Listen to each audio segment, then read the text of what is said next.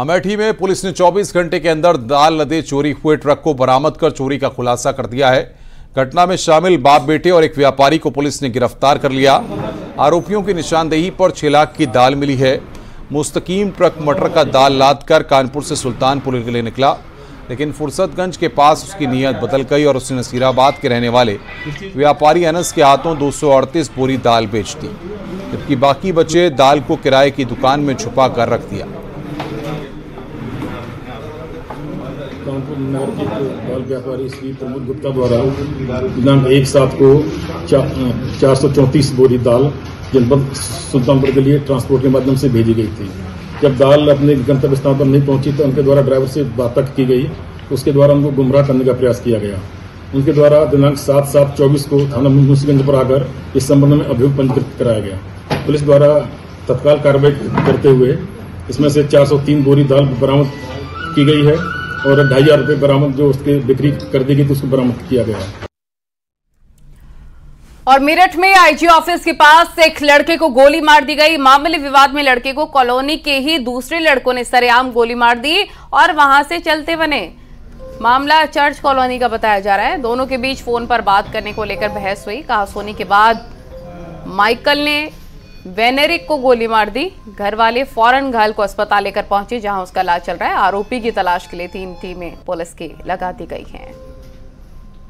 देखिए, थाना civil lines के में एक नशा कपाड़ नाम की कॉलोनी है। यहाँ पे एक पार्क में 2 युवकों के बीच में कहासुनी हो गई थी कल रात में, जिसमें एक युवक ने दूसरे युवक को पेट में गोली मारी है। युवक को उपचारित हुए अस्पताल में एडमिट कराया गया था, जहाँ पर रात में इसका ऑपरेशन किया गया है। अभी इसकी कंडीशन सेफ बताई जा रही है। आरोपी की तलाश के लिए टीमें इसमें लगाई गई है। इसमें 3 टीमें हमारी बनाई गई हैं। सुसंगत थानों में मुकदमा पंजीकृत करा दिया गया है। अग्रिम की कार्रवाई की जा रही है। बागपत में ट्रक की चपेट में आने से बाइक सवार शख्स की मौत हो गई। पुलिस ने मृतक के शव को कब्जे में लेकर पोस्टमार्टम के लिए भेजा है और जांच में जुटी हुई है। वहीं अमरोहा में बस और कार में आमने सामने की टक्कर हो गई। हादसे में बस में सवार 20 लोग घायल हुए हैं। बस बदायूं से दिल्ली जा रही थी। हसनपुर थाना क्षेत्र के गजरौला रोड का पूरा मामला है।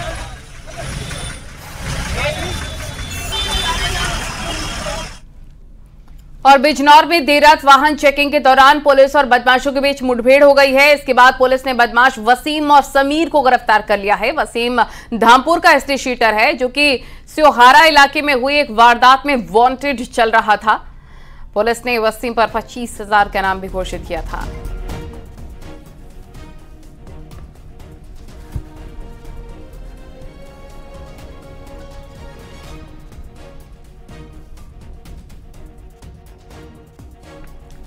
तो मुठभेड़ के दौरान 2 बदमाश गिरफ्तार हुए हैं। बिजनौर से एक खबर, पुलिस और बदमाशों में मुठभेड़ हुई है।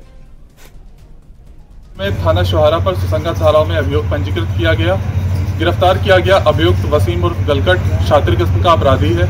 यह थाना धामपुर का हिस्ट्री शीटर भी है। थाना स्योहारा क्षेत्रांतर्गत ग्राम सिपाहीवाला में हुई घटना में यह अभियुक्त वांछित था तथा इस पर 25,000 रुपए का पुरस्कार भी घोषित था। इससे उक्त घटना में संबंधित माल भी बरामद कर दिया गया है। अग्रिम विधिक कार्रवाई प्रचलित है। हाथरस सत्संग कांड में घायलों से मिले नगीना सांसद चंद्रशेखर आजाद भी पहुंचे। जिला अस्पताल में भर्ती मरीजों से मिलकर चंद्रशेखर ने उनका हालचाल जाना है। चंद्रशेखर ने मृतकों के परिजनों से भी मुलाकात की और हर संभव मदद दिलाने के प्रयास का भरोसा दिलाया।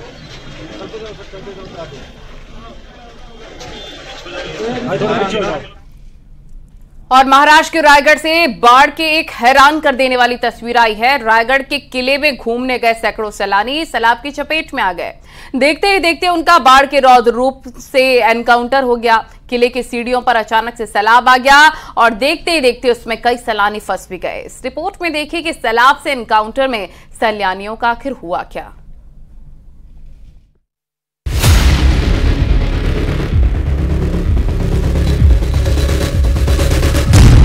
सैलाब से हुआ सैलानियों का सामना।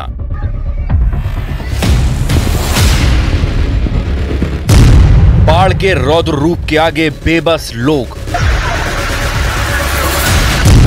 बारिश और बाढ़ की विनाश लीला। कुदरत के कहर की भयानक तस्वीर है। इन खौफनाक तस्वीरों से अंदाजा लगाया जा सकता है कि चारों तरफ प्रचंड धाराएं और इन हाहाकारी सैलाब के बीच मौत से जिंदगी की जंग लड़ते कई लोग।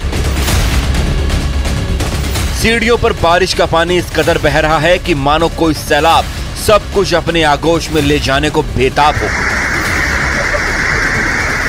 एक दूसरे का हाथ पकड़े और ऊपर वाले को याद करते हुए इन लहरों से जंग लड़ने की एक बड़ी कोशिश होती दिखी।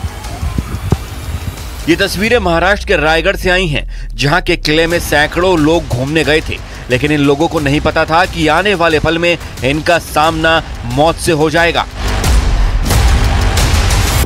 रायगढ़ में इतना पानी बरसा कि थोड़ी ही देर में बारिश के पानी ने पूरे इलाके को अपनी चपेट में ले लिया।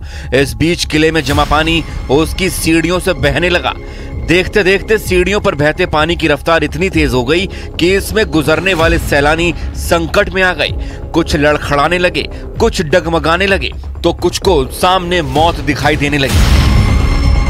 सीढ़ियों पर बहता सैलाब इतना भयानक था कि देखकर रूह कांप जा रही है। लेकिन गनीमत इस बात की रही कि रायगढ़ किले की सीढ़ियों पर फंसे इन सैलानियों ने हिम्मत नहीं छोड़ी। एक दूसरे का हाथ पकड़कर आने वाली मौत का डटकर सामना किया और इस मेहनत का अंजाम कामयाबी में बदला। जितने भी सैलानी सैलाब में फंसे थे, सभी सुरक्षित बाहर निकल गए।